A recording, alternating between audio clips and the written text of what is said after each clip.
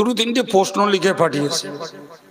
এর হকিকত কি আমি জানি না বাবু, তবে আমি কোনো ফেতনায় নয়, পেলেন সবাই জেনে রাখুক এই নিয়ত করে বলছি। একটা প্রশ্ন হলো যে পানে তামাক খাওয়া যাবে কিনা। একটা শব্দ লেখা আছে কোন রকমের তামাক। ভাই ফটো আমার পকেট থেকে দিয়ে আমি তো ফেতনা করতে রাজি নই। বসির হুজুর লিখেছেন সাদা তামাক পানে অল্প খাওয়া মুবাহ, যাকে সোজা সাপটা বলা যায় জায়েজ। সাদা তামাক মানে তারে আলাদা করে হুকো দে, আগুন ধরিয়ে ডলিয়ে ইত্যাদি ইত্যাদি কিচ্ছু করা না। পেলেন সাদা তামাক অল্প খাওয়া মুবাহ মানে জায়েজ বলে বসির হুজুর লিখেছেন। তা আমার মতন লোকের জন্য হুজুরের কেতাবের ওই মশলাটাই মানার জন্য যথেষ্ট হবে না? হবে না? হ্যাঁ না বলো। আর বেশি যাদের ডাগর মাথা তারা গবেষণা করে আরো কিছু বলে বলুক, আমাদের মাথা অত বড় না, যেহেতু হুজুরের ওই বাংলা কেতাবের ফতোয়াটা আমরা মেনে চলার জন্য যথেষ্ট। সম্মানিত ভাইরা আমার, ওরা কার দেখে করছে কেউ বলতে পারবে না। ওদের বলুন না অমুক অমুক অমুক অমুক সুদ খায় তাই আমিও সুদ খাই, অমুক অমুক অমুক গান শোনে তাই আমিও গান শুনি, অমুক ধর্ষণ করে তাই আমিও ধর্ষণ করেছি, ভাই অমুক জুয়া খেলে তাই আমিও জুয়া খেলি, অমুক ফ্রি ফায়ার আর পাবজি খেলে তাই আমিও খেলি, অমুক পরের জমি ফাঁকি মেরেছে তাই আমিও পরের জমি ফাঁকি মারি, অমুকরা মেলায় যায় তাই আমিও মেলায় যাই, অমুকরা রাজনীতি করে তাই আমিও রাজনীতি করি। বুকে হাত দিয়ে বলুন গোটা সমাজ ব্যবস্থায় এই জাতীয় লোক যারা ওই কাজগুলো করে, ভিন্ন ভিন্ন কাজ ভিন্ন ভিন্ন পথে করে, বাবা এরা কারুর নাম করে কার ফলোয়ার্স এরা কি বলতে পারবে?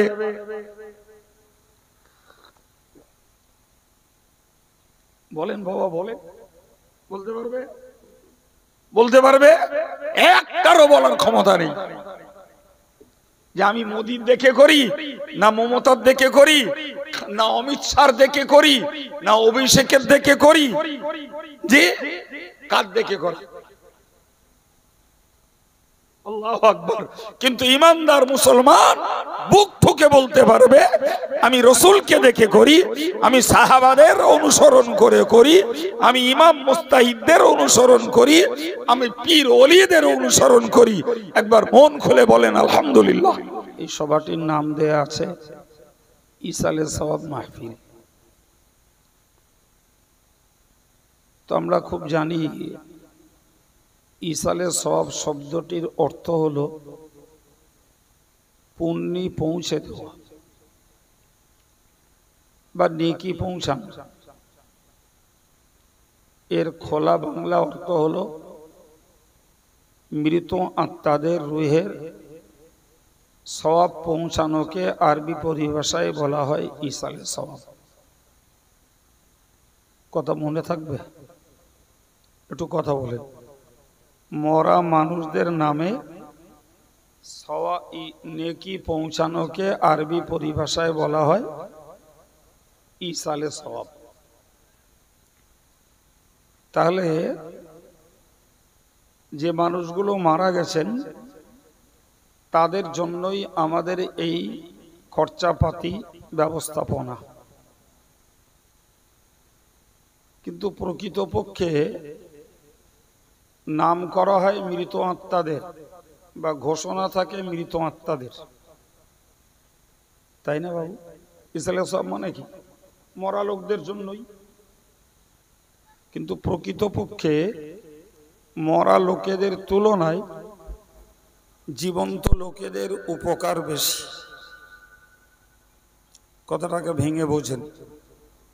মরা লোকেদের লাভ হলো একটা হলো ক্ষমার দোয়া, আমরা তাদের জন্য ক্ষমা চাইব।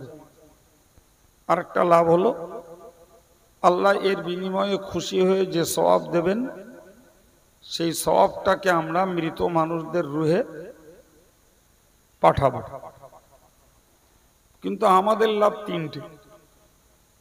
প্রথমত আমরাও গোনা মাফির জন্য দোয়া করব। এই মজলিসে বসে আছি, ওয়াজ শুনছি, এর জন্য আমরা সওয়াব পাব।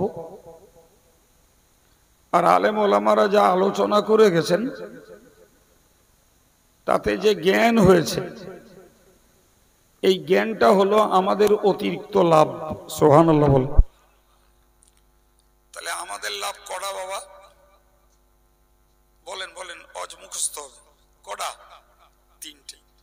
একটা হলো ক্ষমা, একটা হলো সওয়াব, আর একটা হলো দোয়া, জ্ঞান। আবার বলছি আমাদের লাভ তিনটি। একটা হলো ক্ষমা, একটা হলো সওয়াব, আর একটা হলো জ্ঞান। আর মরা লোকেদের লাভ দুটি, একটা ক্ষমা আর একটা সওয়াব। জ্ঞান লাভ ওদের করে বা জ্ঞানের কথা শুনে ওদের কোনো লাভ নেই। ওরা নতুন করে নামাজ পড়বে না, ওরা নতুন করে রোজা রাখবে না, নতুন করে ওরা দান ধ্যান করতে পারবে না। ফলে আলেমদের ওয়াজ শুনে জীবন্ত লোকেদের যে জ্ঞান হয় আর জীবন্ত লোকেরা যে আমল করতে পারে, মুর্দাদের জন্য ওই সুযোগ আর নাই, তাই না বাবা? অথচ সভাগুলোকে আমরা ডাকছি মরা লোকের নামে, আর বেশি উপকার হচ্ছে আমাদের। এর পরের কথা বুঝুন। কোরআন শরীফে আল্লাহ বলেছেন, মান আমিলা সলিহান ফালিনাফসিহি, যিনি ভালো কাজ করেন তার উপকার তার হয়। তাহলে আমরা এই যে ভালো কাজটা করছি, এতে সময় দিয়েছি, শ্রম দিয়েছি, পয়সা দিয়েছি, রাত জেগে কষ্ট করে বসে আছি, এর বিনিময়ের কল্যাণ আমাদের লাভ হবে। ওমান আসা ফালাইহা, এই সভাটাকে কেন্দ্র করে কিছু ছেলে মেয়ে আছে যারা কিছু পাপ আচরণও করে ফেলছে, ঠিক না বলেন? যারা দোকান পাশারিতে সন্ধ্যা থেকে এতটা রাত পর্যন্ত 6 ঘন্টা রাত হয়েছে, যারা দোকান পাশারিতে ঘুরছে ফিরছে, খাচ্ছে, গল্প গুজব বা তাদের তামাশা তারা করছে, ওতে পাপ নেই বা? এই হ্যাঁ না বলে? তাহলে একই সভাকে কেন্দ্র করে কেউ ভালো কাজের সঙ্গে জড়িয়ে সওয়াব পাচ্ছে, আর কেউ ভালো কাজের বাইরে থেকে পাপ কাজের সঙ্গে জড়িয়ে পাপ জড়ো করছে। তাহলে যারা এই নেক কাজের মজলিসে বসেছেন, এরা এদের ইচ্ছাটাকে, শক্তিটাকে, মনটাকে নেকির কাজে ব্যয় করার জন্য এরা সওয়াবের হকদার। আর ওরা ওদের ইচ্ছা শক্তিটাকে পাপের কাজে ব্যয় করার জন্য কি হবে? পাপের হকদার। আচ্ছা, এই যে দু শ্রেণীর লোক বাবু, এই নেককার দিনদার সওয়াব জোগাড়ের মানুষগুলো, এরাও মরবে, আর বদকার পাপিষ্ট পাপাচারণকারী মানুষগুলো তারাও মরবে। তাহলে কবরের রেজাল্ট হবে নিঃসন্দেহে দু দলের দু রকম। এ তো সোজা অঙ্ক। আমরা যারা ভালো কাজের সঙ্গে বিজড়িত, কবরে আমরা শান্তি পাবো। যারা মন্দ কাজের সঙ্গে বিজড়িত, কবরে তারা শাস্তি পাবে। আমার আল্লাহ বললেন, ওমা রব্বুকা বিযাল্লামিল লিল আবিদ, বান্দা আমি আল্লাহর পক্ষ থেকে তোদের কারো প্রতি এক বিন্দু অত্যাচার করা হবে না। সুবহানাল্লাহ বলেন। আল্লাহ কারো প্রতি অত্যাচার করবেন না, বরং কর্ম অনুযায়ী যার যেটা পাওনা সেটাই আল্লাহ তাকে দেবেন।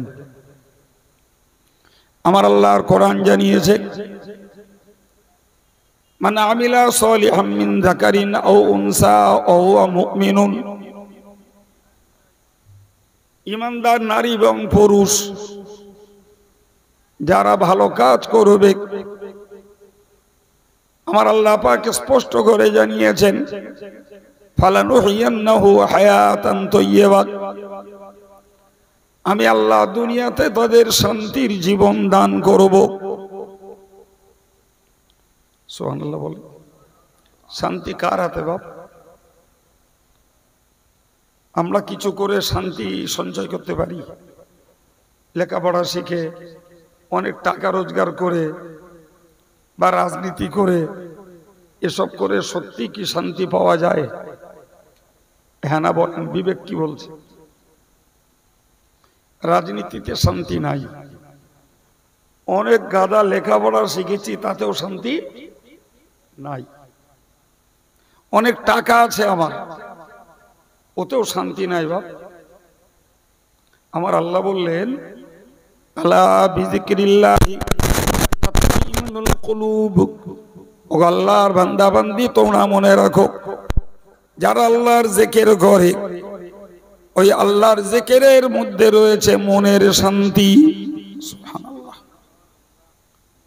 যারা আল্লাহর জিকির করে তাদের মনের মধ্যে শান্তি। সম্মানিত ভাইরা, তাহলে এ থেকে বুঝতে পারা যায় শান্তি আল্লাহর জিকিরে, আল্লাহর নাম জপ করার মধ্যে শান্তি, আল্লাহর হুকুমকে পালন করার মধ্যে শান্তি, আল্লাহকে ভয় করার মধ্যে। সুবহানাল্লাহ। যারা আল্লাহর ভয় করে এদের মনে শান্তি থাকে। যারা আল্লাহর নাম উচ্চারণ করে এদের মনে শান্তি থাকে।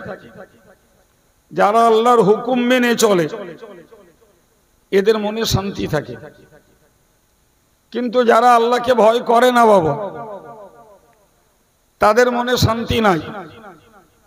কারণ তারা দুনিয়ার তালে ব্যস্ত, আর দুনিয়ার তালে থেকে কখনো শান্তি পাওয়া যায় না। যারা আল্লাহর হুকুম মানে না তারা অশান্তির মধ্যে কাটায়, কিন্তু যারা আল্লাহর হুকুম মানে তার মনের মহব্বত তৈরি হয়েছে যে আমার এই ওয়াজ শোনার মধ্যে মনের তৃপ্তি, এতে শান্তি আছে। আমার নামাজ পড়ার ভিতরেই রয়েছে মনের তৃপ্তি। যত খাটনিই হোক, রোজা রাখবার মধ্যেই রয়েছে তার মনের তৃপ্তি। সুবহানাল্লাহ বলে। কিন্তু যারা নামাজ পড়ে না, রোজা রাখে না, এরকম অজনসিহতে বসে না, ভাই তাদের মনের তৃপ্তি কেমনে থাকবে? তারা তো নির্দিষ্ট গাইডলাইনে থাকে না বাবা, তারা তো ভিন্ন ভিন্ন রুটে, ভিন্ন ভিন্ন চিন্তায়, ভিন্ন ভিন্ন ছুটোছুটি দৌড়োদৌড়িতে। কিন্তু একজন ইমানদারের মন এক পথে, ইমানদারের আমল এক নিয়মে। ইমানদারের খোদার ভয় ও সাইডে যেতে দেয় না, এদিকে ভয়, ওদিকে ভয়, সেদিকে ভয়। সে শুধু চলে সিরাতুল মুস্তাকিম, সরল সহজ সম্মুখের রাস্তায়। সুবহানাল্লাহ বলে। সে ডাইনে বাঁয়ে, এধারে গান, ওধারে সুদ, ওদিকে ব্যভিচার, ওদিকে মেলা, ওদিকে ফাঁকিবাজি, ওধারে মারামারি, এধারে গাল ফজিয়ত, এদিকে গিবত গেল্লা। বলেন না, ডাইনে বাঁয়ে আছে না নেই? ওর মনে কি করে শান্তি থাকবে? কিন্তু ইমানদার সে তো জানে আমার একটাই রাস্তা, আমি জগতে চলবো, সবার মাঝে চলবো, কিন্তু আমি আল্লাহর হুকুমের বাইরে যেতে পারবো না। আল্লাহ পাকের দেখানো সঠিক রাস্তাকে আমি হারিয়ে ফেলতে পারবো না। আমাকে চলতে হবে একমুখ নামাজের রাস্তায়। রমজান এসছে, আমি নামাজের সঙ্গে রোজার রাস্তায়, বছর শেষ আমি নামাজ সঙ্গে যাকাত, আমি মাগরিবের নামাজ পড়েছি একটু আল্লাহ আল্লাহ করব, ফজরের নামাজ পড়েছি একটু আল্লাহ আল্লাহ করব। তাহলে ইমানদার মুসলমানের রাস্তা বলো নির্দিষ্ট বাবা একদম। কিন্তু যারা আমল হারা, ইবারওয়ালা নয়, বেয়াদবি নেন না, সত্যিটা শিকার হন। আজকের যে মেলায়, কালকে সে বিচিত্র অনুষ্ঠানে, তারপর দিন সে রাজনীতির মঞ্চে, আজকের যে সুদে, কালকের মদে, তারপর দিন জেনাবে বিচারে, তারপর দিন হয়তো গানে, তার রাস্তা একটা না অনেক। কথা বলছেন না কেন? তাহলে ওর কেমনে মন শান্তি থাকবে? ওর তো মন শান্তি থাকার কোনো জায়গা নেই। কিন্তু ইমানদার মুসলমান যেটা করে তাতে তার মনে শান্তি রয়েছে, যেহেতু সে এক রাস্তাতেই চলে। সুবহানাল্লাহ বলে। নামাজ তো নামাজ, রোজা তো রোজা, যাকাত তো যাকাত, জিকির তো জিকির, তাসবিহ তো তাসবিহ। ভাই দেখেন, এইখানটায় দেখেন, যারা ওয়াজ শুনছেন বাবা, তারা সন্ধ্যা থেকে কখনো দু চারজন গেছেন, কখনো দু চারজন এসেছেন, এরকম কিছু কাজের দায়ে কম বেশ হয়েছে। কিন্তু ম্যাক্সিমাম লোকগুলো সেই এশার পর থেকে এসে বসে আছেন। বসো বসো, নিচ্ছি। এশার পর থেকে আমরা বসে আছি। তাহলে আমাদের একটা মুখো কাজ। কিন্তু বলেন দিন, যারা দোকানের দিক রয়েছে, এই হালুয়ার দোকানে, ওই বাদামের দোকানে, এই যাচ্ছে স্টেশনারির দোকানে, ওই যাচ্ছে আর এক জায়গায়, এই করে বলো তাদের এই 6 ঘন্টা কেটে গেছে বলো। আল্লাহু আকবার। আল্লাহ আমাদেরকে শিখিয়েছেন।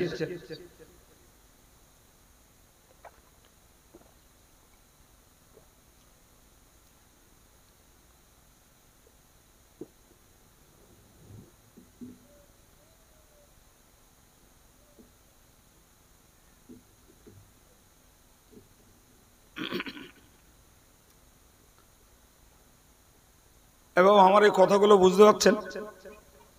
বেশ কয়েকটা ছেলে ফের এসে বসেছেন, তাই নিশ্চয়ই তাদের কিছু মনের টান হয়েছে।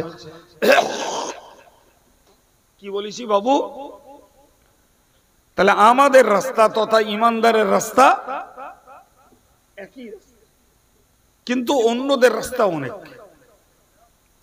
আমার আল্লাহ বললেন, ইহদিনাস সিরাতাল মুস্তাকিম।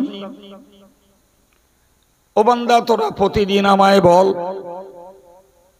ইহদিনাস সিরাতাল মুস্তাকিম। ইহদি মানে দেখাও, না মানে আমাদের। আল্লাহ তুমি আমাদেরকে দেখাও সিরাতাল মুস্তাকিম, সহজ সরল রাস্তা। জোরে বলুন, আর একটু জোরে সরে বলুন। তাহলে ইমানদাররা নামাজের মধ্য দিয়ে চাচ্ছে, আল্লাহ তুমি আমাদেরকে সহজ সরল রাস্তা দেখাও। বিশ্বাস করুন, প্রকৃত ঈমানওয়ালা যারা, এরা অত বেঁকা চোরা না, এরা অত কূটনীতিবিদ না। প্রকৃত ঈমানওয়ালা যারা, এরা ডাইনে বাঁয়ের ঝামেলায় যায় না, এরা এক রাস্তাতেই চলে। রাসূলুল্লাহ একদিন সাহাবে কেরামদের সামনে একটা দাগ টানলেন, মাটিতে একটা দাগ টানলেন, কেটে বললেন, হাযা সাবিলুল্লাহ। সুবহানাল্লাহ। এই যে দাগটা আমি চেনেছি, এটা হলো আল্লাহর রাস্তা। কার রাস্তা? আল্লাহর রাস্তা। সুম্মা খাত্তা খুতুতান আন ইয়ামিনিহি ওয়া আন শিমালিহি। এরপরে এই সোজা সরল রেখা, এই সোজা ডাক্তার ডাইনে আর বাঁয়ে কয়েকটা দাগ টানলেন, টেনে বললেন, আলা কুল্লি সাবিলিন মিনহা শাইতান। এই প্রত্যেকটা রাস্তায় রয়েছে শয়তান। আল্লাহু আকবার। রাসূল একদম এরকম এঁকে দেখিয়েছেন। তাহলে একটা দান স্ট্রেট টানলেন, টেনে বললেন, হাযা সাবিলুল্লাহ, সাবিল মানে রাস্তা, এইটা হলো আল্লাহর রাস্তা। সুবহানাল্লাহ। পরে ডান দিকে কলার দাগ টানলেন আর বাম দিকে ওই দাগ থেকে টানলেন, টেনে বললেন এই প্রত্যেকটা রাস্তাতে শয়তান আছে। তাহলে রাসূল যে দাগটা টেনেছেন ওটা আল্লাহর রাস্তা। ও রাস্তাটা বেঁকা চড়া না সোজা বাপ? জোরে বলেন। একদম সোজা। হাদিসের কিতাবে এভাবেই ছবি এঁকে দেখানো আছে, সোজা রাস্তা। ভাইরা আমার, কিন্তু এই ডাইনে বাঁয়ে যে রাস্তাগুলো, যে দাগগুলো রাসূল কেটেছেন ওগুলো রাস্তা, কিন্তু রাস্তায় কে আছে? শয়তান। কোনটা শিরকের রাস্তা, কোনটা বেদাতের রাস্তা, কোনটা সুদের রাস্তা, কোনটা মদের রাস্তা, এক এক রাস্তা। সুতরাং আপনি আমি এই সোজা রাস্তাটা ছেড়ে ডাইনে বাঁয়ে যেথায় যাব শয়তানের কবলে বন্দী হব। যেটাই যাব প্রত্যেকটাতে শয়তান আছে। সম্মানিত ভাইরা আমার, মনে রাখুন, প্যারে নবী সাল্লাল্লাহু আলাইহি ওয়াসাল্লাম এই যে কথা বলেছেন, কোরআন শরীফের তার জ্বলন্ত প্রমাণ রয়েছে। ওয়ান্না হাযা সিরাতি মুস্তাকিমান, আমার আল্লাহ বললেন আমার রাস্তাটা সোজা রাস্তা। সুবহানাল্লাহ বলেন। আল্লাহ নিজে বলছেন ওয়ান্না হাযা সিরাতি মুস্তাকিমান ফাত্তাবিউহু। ওগো দিনদার ইমানদার মুসলমানেরা, তোমরা ওই রাস্তাটাই অনুসরণ করো। সুবহানাল্লাহ। ওয়ালা তাত্তাবিউস সুবুলা, তোমরা ভিন্ন ভিন্ন বাকি রাস্তাগুলোকে তোমরা ধরতে যেও না। শিরকের রাস্তা ধরো না, বেদাতের রাস্তা ধরো না, হারামের রাস্তা তোমরা ধরো না। নিশ্চিত করে মনে রাখো ফাতাফাররাকা বিকুম, তাহলে তোমরা যদি ওই বেদাতের রাস্তা, শিরকের রাস্তা, হারামের রাস্তা যদি তোমরা ধরো তাহলে তোমরা বিচ্ছিন্ন হয়ে যাবে, দলে দলে তোমরা ভাগ হয়ে যাবে, দলে দলে ভাগ হয়ে যাবে। ভাই, তাহলে আমাদেরকে ধরতে হবে আল্লাহর রাস্তা। সেই রাস্তাটা কি?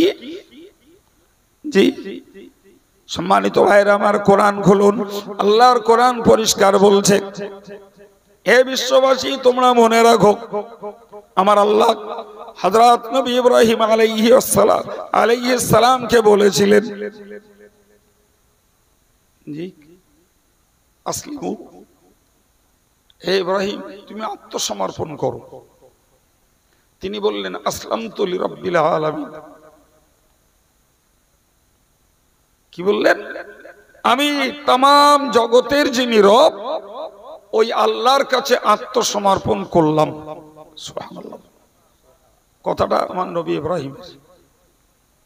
ভাই আমরা ঈমানদার, আমরা ঈমানদার, তাহলে আমাদের কেউ কায় মনোবাক্যে দিল থেকে আত্মসমর্পণ করতে হবে কার কাছে? আল্লাহর কাছে, আল্লাহর কাছে। আচ্ছা বলেন তো বাবা, একটা লোক যদি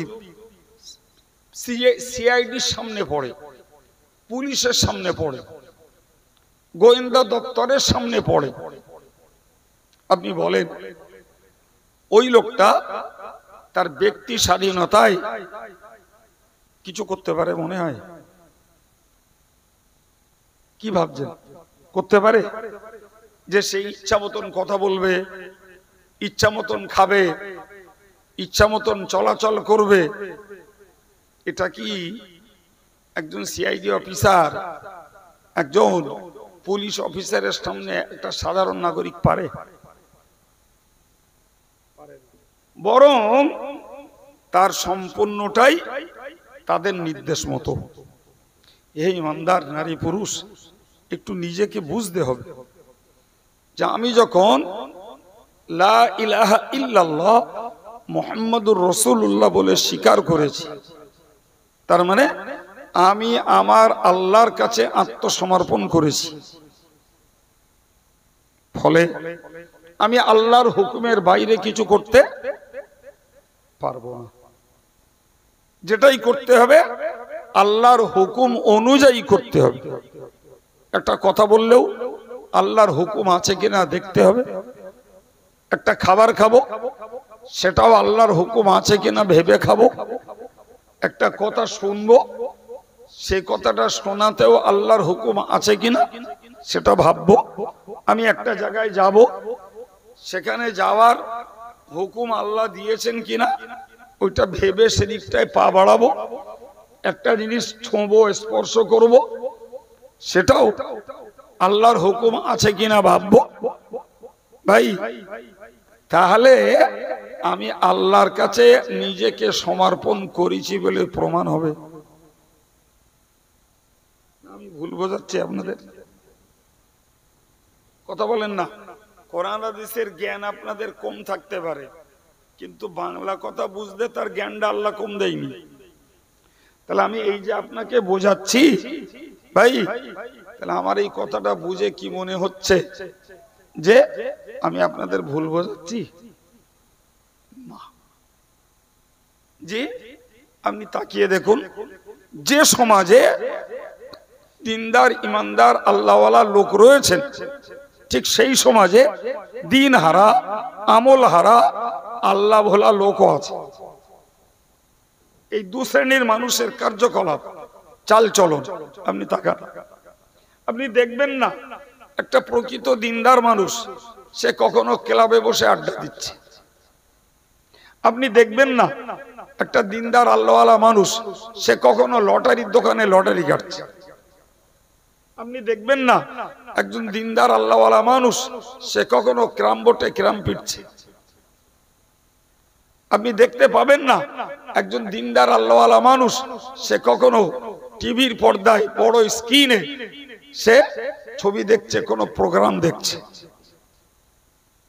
আপনি দেখবেন না একজন দিনদার ইমানদার মানুষ সে কখনো মোবাইল নিয়ে বসে ফ্রি ফায়ার আর পাবজি খেলছে।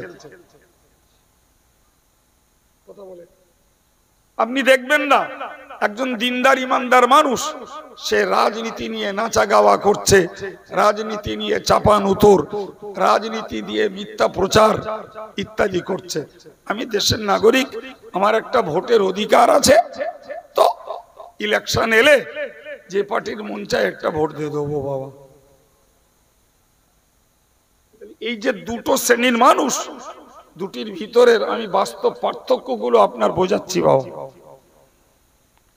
আমার কথা যদি মনে লেগে থাকে তাহলে বুঝতে হবে ভাই, বুঝতে হবে কাউকে কাউকে নাজাত আল্লাহ ইচ্ছা করলে নিজের থেকে দিতে পারেন, নাজাত মুক্তি। কিন্তু সাধারণ নিয়ম হলো বান্দা তোমার আমলের ভিত্তিতেই তোমার নাজাত। সুবহানাল্লাহ। জি, আর আল্লাহ ইচ্ছা করলে কাউকে আল্লাহ শাস্তি দিতে পারেন। আল্লাহর ক্ষমতা নেই বাপ, আছে, কিন্তু আল্লাহ যাদেরকে শাস্তি দেবেন ভাই কাউকে নিজে ইচ্ছা মতন দেবেন না, বরং বান্দা তোমার কর্মের ভিত্তিতেই তোমার শাস্তি, কর্মের ভিত্তিতেই তোমার শাস্তি। আমি খুব ছাড়িয়ে পাতিয়ে আপনাদেরকে বোঝানোর চেষ্টা নিচ্ছি। সম্মানিত ভাইয়েরা আমার আল্লাহর কোরআন জানিয়েছে, লা ইউগাদিরু সগীরাতান ওয়ালা কাবীরাতান ইল্লা আহসাহা ওয়া ওয়াজাদু মা আমিলু হাদিরা। আল্লাহ বললেন তোমাদের কর্মগুলো তো লেখা হচ্ছে, তো যে পাতায় লেখা হচ্ছে ওকে আমল নামা বলে, আর বাংলায় বলে কর্মলিপি। তো ওতে ছোট বড় কোনো জিনিস বাদ যায় না, ছোট বড় কোনো জিনিস বাদ যায় না। তাহলে আমরা যেটা করছি এটাও তাতে লিপিবদ্ধ হচ্ছে বাপ। আর এই গভীর রাত্রি, মাঝরাত্রি যারা ঘুরঘুর করছে ভিন্ন ভিন্ন কাজে, তাদেরটাও লেখা হচ্ছে। এ বাবা, এই আপনার আর আমারটা লেখা হচ্ছে, এই বিশ্বাসটা থাকতে হবে তো। কথা বলে, বিশ্বাসটা থাকতে হবে না? হ্যাঁ, বিশ্বাসটা থাকলে না হুজুরির ডাকা লাগে না। দোকানে গেছি, একটা চা খাবো, একটা পান খাবো, কিংবা দুটো খাবার কিনবো, ঝাঁপার চলে আসবো, অজের মজলিসে এসে অজ শুনবো, আমার দোকানের কাজও মিটে গেল। আবার এখানে এসে আজকের যে উদ্দেশ্য সেটাও সার্থক হলো। কি বলছেন? কিন্তু ভাই, এই মজলিসে বসার মানসিকতা যাদের নেই, তারা পুরো টাইমটা জেগে আছে, ঘুরছে ফিরছে, কিন্তু মজলিসে নেই। তাহলে এ থেকে বুঝতে পারা গেল ও বান্দা নিজেকে আল্লাহর কাছে সমর্পণ করিনি। আমার আল্লাহ কোরআন শরীফে বলেছেন, ওমান আদাল্লু মিম্মান ইত্তাবা হাওয়াহু বিগাইরি হুদাম মিনাল্লাহ। ওগামার বান্দা বান্দি, তোমরা মনে রাখো, ওমান আদাল্লু, ওই লোকটার থেকেও পথভ্রষ্ট, ওই লোকটার থেকেও বিভ্রান্ত আর কেউ নাই, আর কেউ নাই। মিম্মান ইত্তাবা হাওয়াহু, যে লোকটা তার নিজের মনের তাবেদারি করেছে, ইচ্ছা মতন চলাচল করেছে, ইচ্ছা মতন খাওয়া পেওয়া করেছে, ইচ্ছা মতন ওঠা বসা করেছে, ইচ্ছা মতন নাচ গান শরিয়ত বিরোধী কার্যকলাপ করেছে, ওই লোকটার তুলনায় পথভ্রষ্ট, ওই লোকটার তুলনায় বিপদগামী আর কেউ নেই। এরকম লোক আমাদের সমাজে আছে না নাই বাপ? এটা একটু কথা বলেন, কম না বেশি? পরিমাণে বেশি। ইচ্ছা মতন চলছে। ইসলাম যে এক নীতির ধর্ম, ইসলামের রাস্তা যে হ্যাঁকা ব্যাকা নয়, ইসলামের রাস্তাটা যে হ্যাঁকা ব্যাকা নয়, ইসলামের রাস্তা স্ট্রেট, সোজা। আর ওটাই আমরা প্রতিদিন প্রতি রাকাতে নামাজে সূরা ফাতিহাতে আল্লাহর কাছে চাচ্ছি, আল্লাহ সোজা রাস্তাটা আমাদের দেখাও। আলহামদুলিল্লাহ, আল্লাহ আমাদের দেখালেন নবীদের রাস্তা, সুবহানাল্লাহ বলেন। আল্লাহ আমাদের দেখিয়েছেন সিদ্দিকদের রাস্তা, সুবহানাল্লাহ বলেন। আল্লাহ আমাদের দেখিয়েছেন শহীদদের রাস্তা, সুবহানাল্লাহ। আল্লাহ আমাদেরকে দেখিয়েছেন সালেহদের রাস্তা। কথা বলেন। আমরা ভালো করে পারি না, দুর্বলতার সঙ্গে করি। আমরা খুব জেনে বুঝে করতে পারি না, একটু হালকা পাতলা যা জানি তাতেই করি। কি? আমরা নামাজ পড়ছি, আমরা রোজা রাখছি, আমরা জিকির করছি, আমরা তাসবিহ পড়ছি, আমরা দান করছি, আমরা দাড়ি রেখেছি, আমরা টুপি পরছি। খুব বুকে হাত দিয়ে বলুন, এই কাজগুলোই রাসূল করেছেন, সুবহানাল্লাহ। সাহাবীরা করেছেন, তাবেঈনরা করেছেন, তাবা তাবেঈনরা করেছেন, ইমাম সাহেবরা করেছেন, মুস্তাহিদরা করেছেন, মুহাদ্দিসরা করেছেন, ফকিহরা করেছেন, মুফতিরা করেছেন। এই কাজগুলো বড় পীর সাহেব কেবলা করেছেন, এই কাজগুলো খাজা সাহেব হুজুর করেছেন, এই কাজগুলো বাহাউদ্দিন নকশবন্দি হুজুর করেছেন, মুজাদ্দিদ আল পিসানি হুজুর করেছেন, এই কাজগুলো সুফি ফতেলি ওয়াইসি হুজুর করেছেন, এই কাজগুলো সুফি আব্দুল মোমেন সাহেব করেছেন, এই কাজগুলো ফুরপুরা পীর সাহেব কেবলা করেছেন, বসিরহাট হুজুর করেছেন, ফুরপুরার বড় হুজুর, মেজে হুজুর, সেজ হুজুর, ন হুজুর, ছোট হুজুর, এনারা করেছেন। এই কাজগুলো দরগাবুরি সাহেব করেছেন, এই কাজগুলো হামিদি সাহেব করেছেন, এই কাজগুলোই বর্তমান সময়ের মসজিদের ইমামরা করছেন, আলেমরা করছেন, বর্তমান সময়ের হাফেজ সাহেব, হাজী সাহেবরা করছেন। একটু চিল্লে বলা যাবে সুবহানাল্লাহ? আর একটু জোরে বলুন। দেখেন দেখেন, কাজ বলো সবার এক, সবার নামাজ, সবার দাড়ি, সবার টুপি, সবাই জিকির, সবাই তাসবিহ, সবাই কোরআন তেলাওয়াত। একটু বলবেন আলহামদুলিল্লাহ। তাহলে আমরা এই যে কাজগুলো দেখছি ভাই সবার এক কাজ,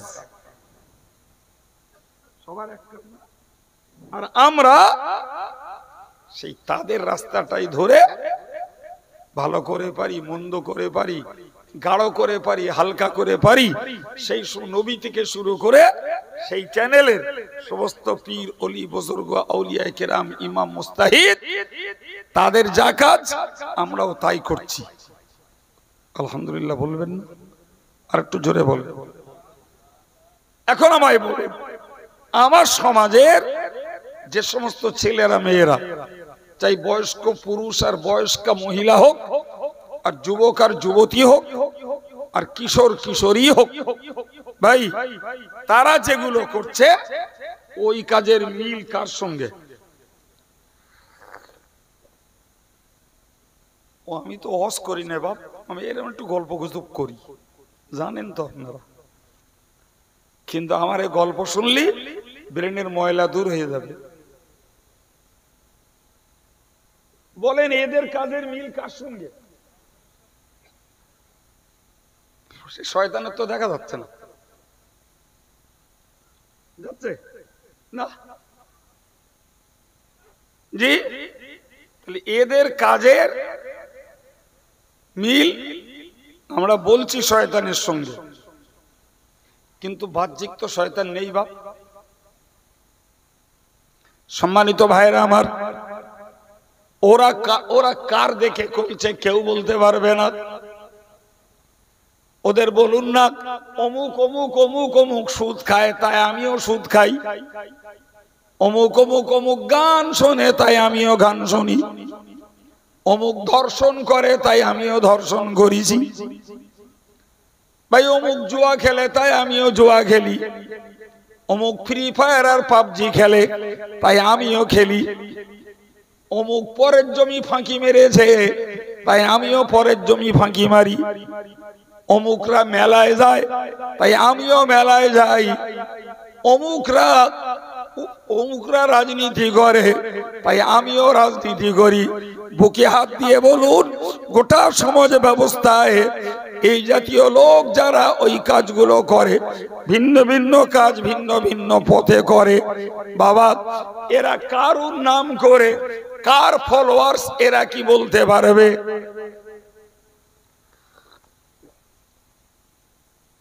বলেন বাবা, বলেন, বলতে পারবে? বলতে পারবে? একটারও বলার ক্ষমতা নেই যে আমি মোদির দেখে করি, না মমতার দেখে করি, না অমিত শাহর দেখে করি, না অভিষেকের দেখে করি, যে কার দেখে করি? আল্লাহু আকবার।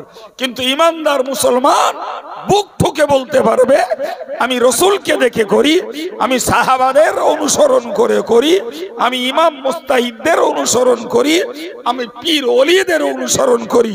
একবার মন খুলে বলেন আলহামদুলিল্লাহ। জি সম্মানিত ভাইরা আমার, তাহলে ইমানদার মুসলমান যে কাজে, সে কাজের লাইনে প্রচুর লোক, প্রচুর লোক, আলহামদুলিল্লাহ জি। আর ওই লোকগুলোকেই মেনে চলার জন্য আমরা আল্লাহর কাছে কামনা করছি, ইহদিনাস সিরাতাল মুস্তাকিম। ও আল্লাহ, তুমি আমাদেরকে সরল সহজ রাস্তা দেখাও। কাদের রাস্তা? আমরা বললাম সিরাতাল্লাযীনা আন'আমতা আলাইহিম, আল্লাহ যাদের উপরে তুমি নিয়ামত দিয়েছো তাদের রাস্তা। অন্য আয়াত পাকে আমার আল্লাহ জানিয়ে দিলেন, আমি আল্লাহ নিয়ামত দিয়েছি, উলাইকাল্লাযীনা আন'আমাল্লাহু আলাইহিম মিনান নাবিয়্যিন।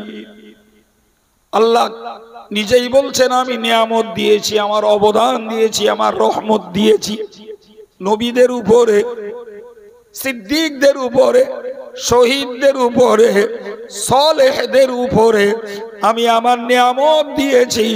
আর আমরা চাচ্ছি আল্লাহ তোমার নিয়ামত যারা পেয়েছে তাদের রাস্তা আমাদেরকে দেখাও। শুকরিয়া আল্লাহর দরবারে।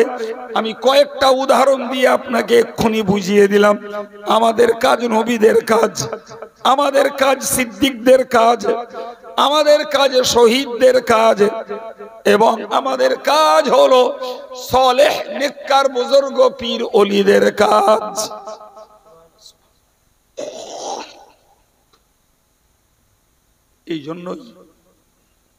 এই জন্যই আল্লাহ পাক কোরআন শরীফে বলেছেন ইন্নাদ-দীন ইনদাল্লাহিল ইসলাম। ধর্ম বলতে যেটা, সেটার নাম হলো ইসলাম। আমার সঙ্গে বলুন, ধর্ম বলতে যেটা, সেটার নাম হলো ইসলাম। আর ইসলাম শব্দের অর্থটাই হলো অনুগত্য করা, আত্মসমর্পণ করা, জি, স্যার ঝুঁকিয়ে দেওয়া আল্লাহর কাছে, মাথা নত করে দেওয়া আল্লাহর বিধানের কাছে। ওখানে আমি আঙুল ঘোরাবো না, ওখানে আমার নিজস্ব মন্তব্য চালাবো না। এই মনটা তৈরি করতে পারলে বিরাট দাম বাপ, অনেক দাম। ক টাকা খরচা হয়েছে প্যান্ডেলে, ওর থেকে বহু গুণে দাম হবে যদি আমি আমার নিজেকে আল্লাহর জন্য বরাদ্দ করলাম। এই মন একটা তৈরি করা যায়, এর দাম অনেক। আমার আল্লাহ কোরআন শরীফে বলেছেন ওমান ইয়াবতাগি গায়রাল ইসলামি দীনান ফালান ইউকবালা মিনহু। ওগো আমার বান্দা বান্দি, তোমরা মনে রাখো, ওমান ইয়াবতাগি গায়রাল ইসলামি দীনান, যারা ইসলাম ছাড়া অন্য ধর্মের নিয়ম, অন্য ধর্মের বিধি, অন্য ধর্মের বিধান যারা অনুসন্ধান করেছে, মান্য করেছে, ফালান ইউকবালা মিনহু, তাদের মানিত ওই ধর্মের আচরণ একটাও আমার কাছে কবুল হবে না, একটাও কবুল হবে। ভাই, নামাজ না পড়া ইসলাম ধর্মের বিধান নয়, বরং ভিন্ন ধর্মের বিধান। সুদ খাওয়াটা ইসলাম ধর্মের বিধান নয়, মিথ্যা কথা বলাটা ইসলাম ধর্মের বিধান নয়, গান গাওয়া আর গান শোনাটা ইসলাম ধর্মের বিধান নয়, নাচিয়াদের নাচ দেখাটা ইসলাম ধর্মের বিধান নয়, বেপর্দায় ঘোরাটা ইসলাম ধর্মের বিধান নয়, গালিগুলুজ করাটা ইসলাম ধর্মের বিধান নয়। ভাই, পরের সম্পদ আত্মসাৎ করাটা ইসলাম ধর্মের বিধান নয়, ফাঁকিবাজি করাটা ইসলাম ধর্মের বিধান নয়, অত্যাচার করাটা ইসলাম ধর্মের বিধান নয়, কারোর মাল মেরে খাওয়া এটা ইসলাম ধর্মের বিধান নয়। প্রিয় ভাইরা আমার, তাহলে ইসলামের এই একটা রাস্তার আমলগুলো ছাড়া বাকি যেতনা আমল, যেতনা কার্যাবলী সমাজের মাটিতে অমুসলিমরা করুক আর মুসলিমরা করুক, এর একটাতেও ইসলামের সমর্থন নেই। এটাই আশ্চর্যের। আর আমরা দিনদার ইমানদার যেগুলো করছি, আমি আপনাদেরকে একদম আলোর মতো করে বুঝিয়েছি, শুনিয়েছি যে আমাদের প্রত্যেকটা কাজে রসুল থেকে শুরু করে আজ অবধি হাফেজ, আলেম, মৌলানা, মুফতি, মুহাদ্দিস, মুফাসসির, পীর, বুজুর্গ, তাবেঈন, তাবা তাবেঈন, সাহাবী, এমনকি রসুলেরও আমলের রেকর্ড রয়েছে। সুবহানাল্লাহ। এখন আমার ছেলেদের একটু বিবেক দিয়ে ভাবতে হবে, বিবেক দিয়ে ভাবতে হবে যে নিয়মগুলো, যে বিধানগুলো দিন শরীয়তের বাইরের বিধান, আর আমার আল্লাহ বলে দিলেন তুমি ইসলামের বিধান ছাড়া অন্য কোন বিধানকে মেনে চলবে, আমি আল্লাহ তা কবুল করব না। তাহলে আমাকে তো ভাবতে হতো যে আমি করলাম কিছু, আমার আল্লাহ নেলে না, তাহলে ও কাজ করে আমার লাভটা কি? আরে বাবা, আমি মজদুর, আমি মজুরি খাটি, তা আমি মজুরি দিলাম, আমার মুনিব আমার ক্ষেত মালিক আমার কাজ নিলেন না, আমার কাজ পছন্দ করলেন না, মালিক আমার কাজের উপরে অসন্তুষ্টি প্রকাশ করলেন। ভাই তো আমি কাজ করলাম, মালিক খুশি না, রাগ করলেন, মালিক আমার কাছে কৈফিয়ত নিচ্ছে, তুই এমনটা করলি কেন, জবাব দে। তাহলে এতে বোঝা যায় আমি কাজ করলাম তো জনের দাম পাবো না।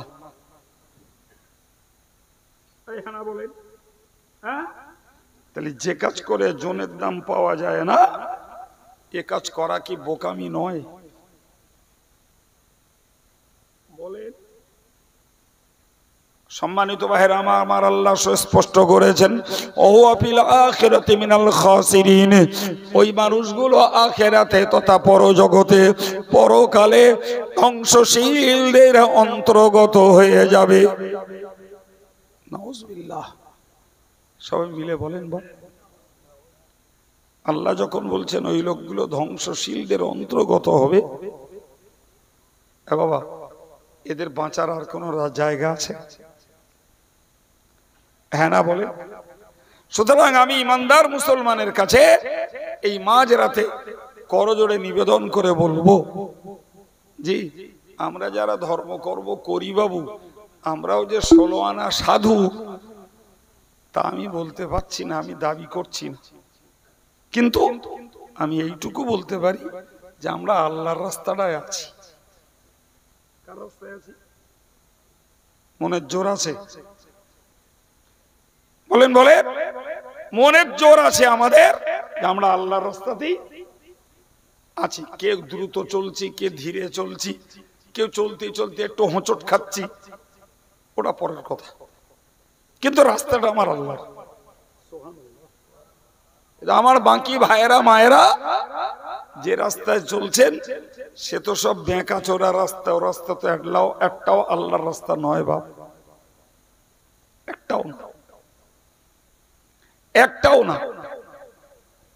সম্মানিত ভাইয়েরা আমার মনে রাখুন, আমার আল্লাহ যখন বলেই দিলেন ওয়া ফিল আখিরাতি মিনাল খাসিরিন, হাসরের মহাময়দানে কঠিন দিবসে তারা ধ্বংসশীলদের অন্তর্গত হয়ে যাবে, এই ঘোষণার পরেও আমার জ্ঞানী প্রিয় যুবকেরা, আমার জ্ঞানী প্রিয়া যুবতীরা, এরা যদি ধর্মপথে না ফেরে, আল্লাহর এক রাস্তায় যদি না ফেরে, এরা যদি ভিন্ন পথে জীবন যাপন করে, বিশ্বাস করুন যারা কষ্ট করে মেহনত করে পয়সা দিয়ে এই সুন্দর পরিবেশ তৈরি করেছে তারা সওয়াব পাবে, দাতারা সওয়াব পাবে। যারা এ মজলিসে কিংবা পর্দার ভিতরে মায়ের যারা কথা শুনছেন তারাও সওয়াবের হকদার হবে, কিন্তু একই পরিবেশে এসে কেউ সওয়াব জোগাড় করবে, কেউ পাপ জোগাড় করে ফিরবে। এই জন্যই আমি বলেছিলাম যে তোমার রব কারো প্রতি অত্যাচার করে না, যার যেটা পাও না সেটাই তাকে দেয়। ফলে আমার কর্মটাকে সংশোধন করা দরকার। আমার নিজের বিবেচনা, নিজের বিবেক বুদ্ধিতে কোরআন হাদিস শুনি, ওয়াজ শুনি, অনেক ভালো লাগে শুনতে, কিন্তু আমার বিবেকের একটা সিদ্ধান্ত নেওয়াই লাগবে, একটা নেওয়াই লাগবে। আমি অন্যকে বলার আগে আমার এই মজলিসে যারা আছেন এদেরকে নিয়ে বলি, আর মজলিসে যারা আছেন তারাও একরকম নয়। মনে ভাবুন আমার নামাজি বাবাজিরা ভাইরা রয়েছেন, জি আমি এদেরকে বলবো আমরা নামাজ কালাম পড়ি, মানে আলহামদুলিল্লাহ আমরা ধর্মের পথে এগিয়ে আছি।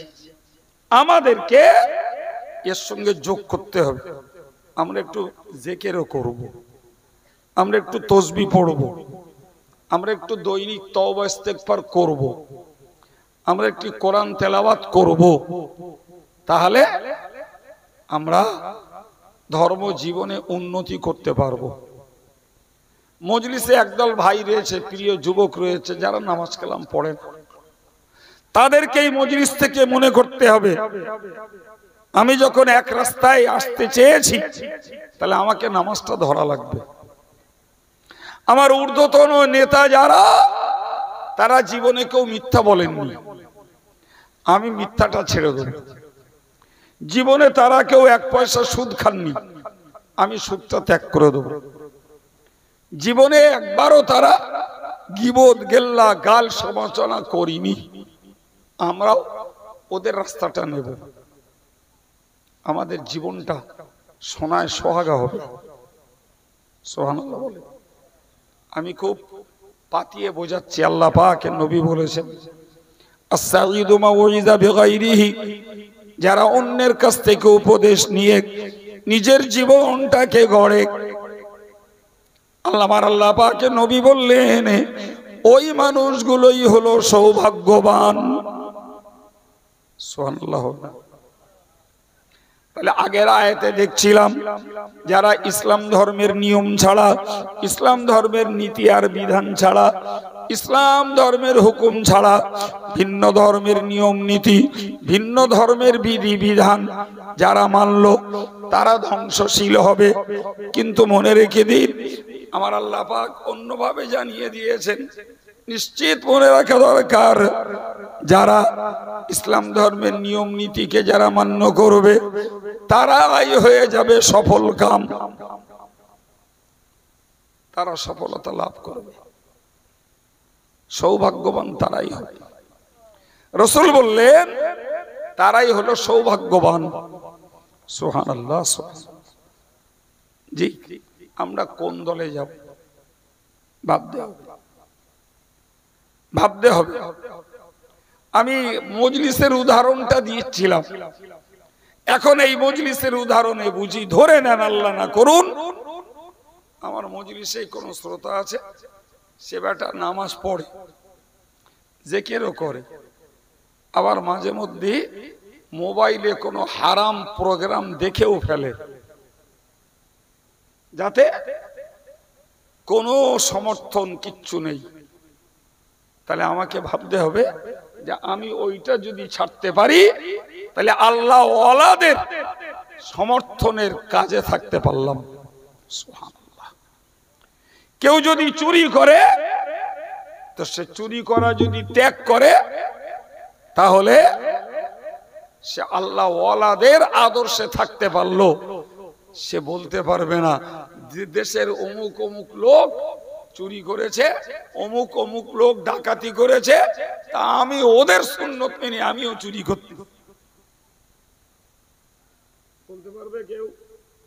আমরা বুক ঠুকে বলতে পারবো, বুক ঠুকে বলতে পারবো।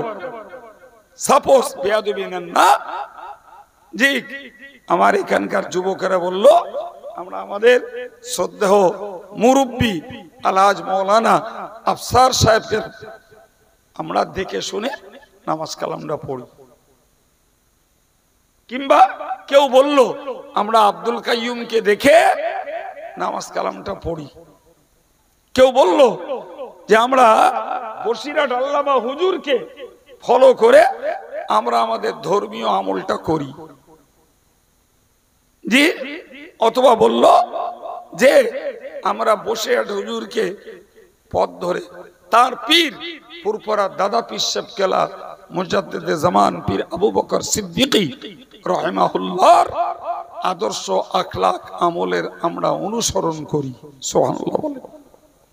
বিশ্বাস করুন, আপনি লিখে নেন, যে লোকটার আমল, যে লোকটার কাজ, যে লোকটার আখলাক কোন আলেমের সঙ্গে, যোগ্য বিজ্ঞ আল্লাহওয়ালা আলেমের সঙ্গে মিলবে, কিয়ামতের দিনে তার নাজাতের জন্য যথেষ্ট হবে।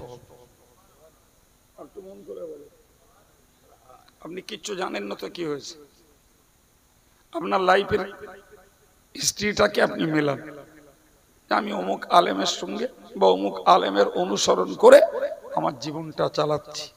কিয়ামতের দিনে আপনি আল্লাহর কাছে পেশ করলেন, আল্লাহ অমুক আলেম যেমন বলেছে তেমন করেছি, অমুক আলেম যেমন করেছে তেমন করেছি, আল্লাহ অমুক আলেম যেমন চলাচল করেছে আমিও তেমন চলা চলেছি। আপনি যত সাধারণ মানুষ হন, আপনি একজন যোগ্য আলেমের ঠিকানা নেন, আপনি আল্লাহর কাছে নাজাত পেয়ে যাবেন। আর একটু জোরে বলে। কিন্তু বাবা যারা শরীয়ত বিরোধী কাজে ব্যস্ত, ওরা কার দেখিয়ে বলবে আল্লাহ আমি অমুক গায়কের, অমুক নায়কের, অমুক নাচিয়ার, অমুক নেতার অনুসরণ করেছিলাম, আল্লাহ তুমি আমারে নাজাত দাও। বলতে পারবে? এ বাবা পারবে? আমার মেয়েগুলো বলতে পারবে আল্লাহ অমুক বিশ্ব সুন্দরী দেখে আমি এরকম নগ্ন সাজে সেজেছি, আমি এরকম বেহায়া বেলাল্লাপনা নির্লজ্জ হয়েছি অমুক নায়িকার দেখে, আল্লাহ তা আমি উরিদ দেখেছি, মানে তুমি আমার ছাড় দিয়ে দাও। দেবে? কিন্তু এরা পাবে কেন? আমার আল্লাহ কোরআনে বলেছেন ওয়াত্তাবিউ সাবিলা মান আনাবা ইলাইয়া। আমার আল্লাহ কোরআনে বলেন ওয়াত্তাবিউ সাবিলা মান আনাবা ইলাইয়া। ও আমার বান্দা বান্দি, তোমরা তাদের রাস্তা ধরো, তাদের রাস্তা অনুসরণ করো যারা আমার পথে চলে চলে আমার কাছে পৌঁছে গেছে। একটু মন খুলে বলে, আমার কাছে চলে চলে আমার কাছে পৌঁছে গেছে, যে তাদের রাস্তা অনুসরণ করো। নির্দেশটা আল্লাহর, আমার নয় বাপ। জি, এরপরে মনে রাখো সুম্মা ইলাইয়া মারজিউকুম ফায়ুনাব্বিউকুম বিমা কুনতুম তা'মালুন। এরপরে না তোমাদেরকে সবাইকে আমি আল্লাহর কাছে ফিরে আসা লাগবে। আমি আল্লাহর কাছে ফিরে আসা লাগবে।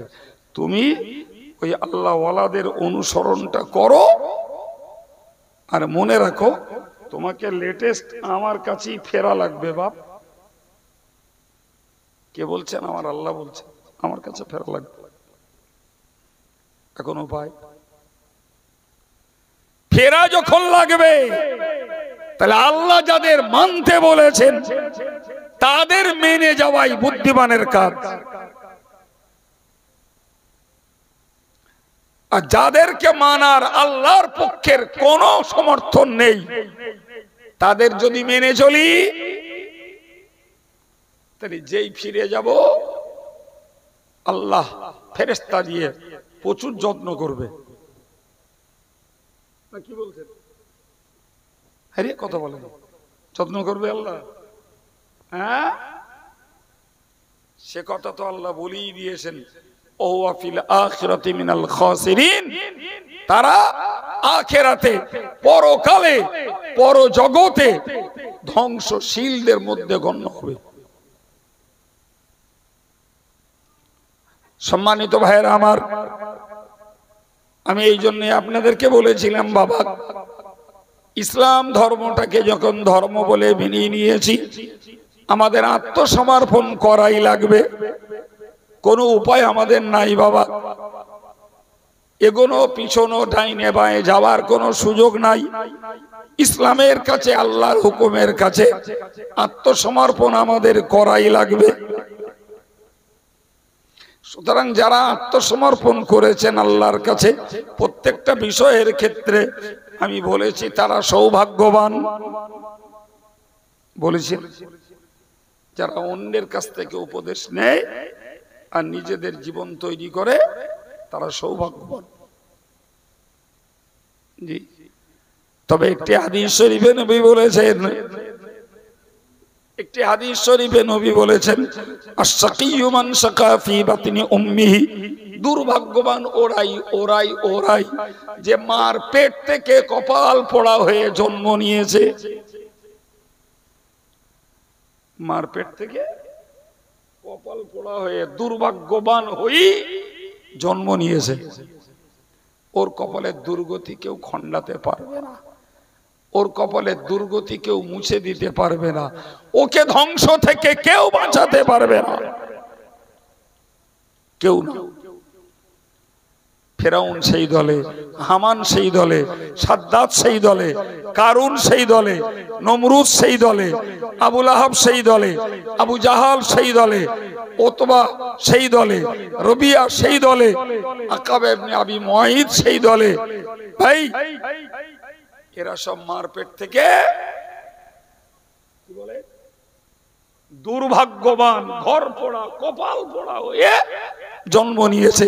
যে কারণে নবী মুসার রজ কাজে লাগেনি, নবী ঈসার রজ কাজে লাগেনি, আমার নবীর রজ তাদের কাছে কথা বলছেন না কেন কাজে লেগেছিল।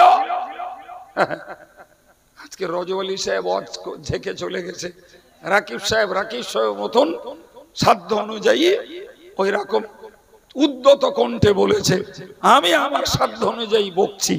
কিন্তু মার পেট থেকে যে কপাল পোড়া হয়ে জন্মেছে, মার পেট থেকে যে বঞ্চিত হয়ে জন্মেছে, ওর কপালে না রজব আলী সাহেবের রজ, না রাকিব সাহেবের রজ, না আব্দুল কাইয়ুমের রজ, না পীরির বাচ্চা রজ, না বাংলাদেশের ইন্টারন্যাশনাল মুফাসসিরে কোরআনের রজ, কারো রজে তাদের জীবনের পরিবর্তন নাই।